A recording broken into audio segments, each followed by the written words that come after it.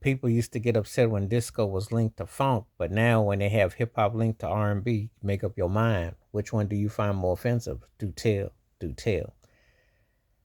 For me, I had no problem with disco and funk being linked, and James Brown took honor as being the godfather of both genres. Of course, he would take honor for everything. He was a ham, and that turkey respect, but that turkey was a funny dude. That cat wanted to have all the say with everything. Cracks me up.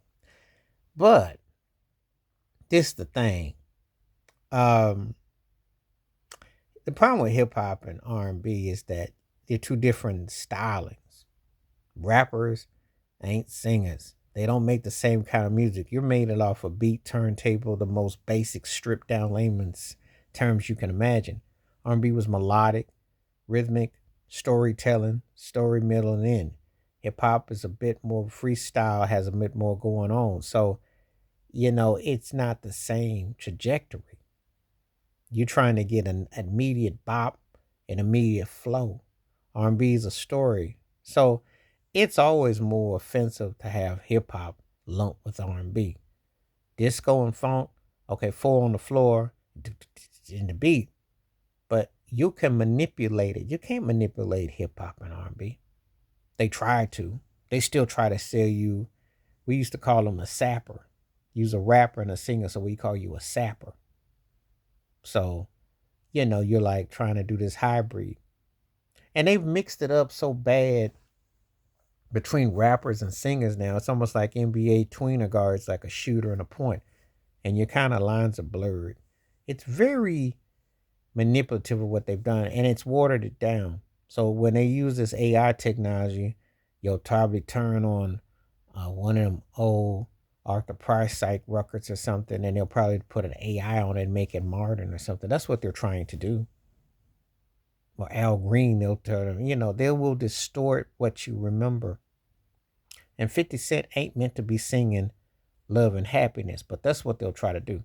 Disco and funk, you can blur the lines.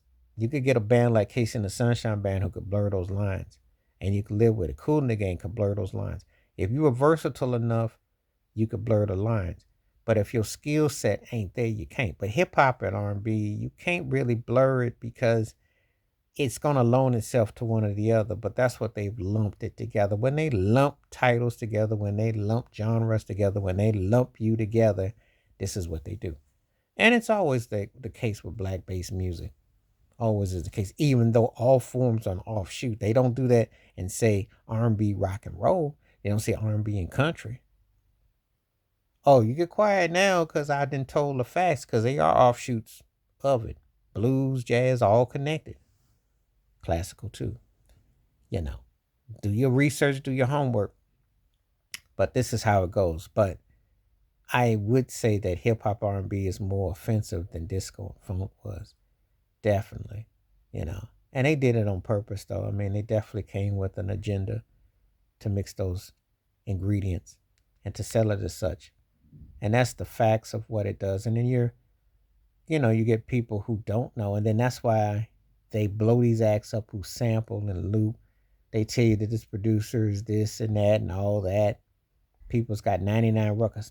There is an art to crate digging and putting stuff together. I'm not going to say that it's not to splicing.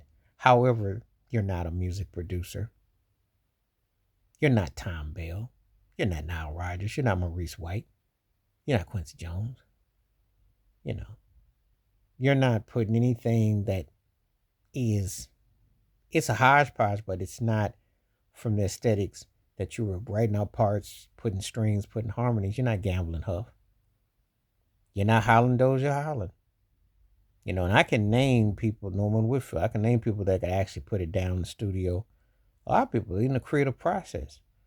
Beatmaker, who's being labeled as somebody, but understanding harmonious parts, grooves, and rhythms, it's a big difference.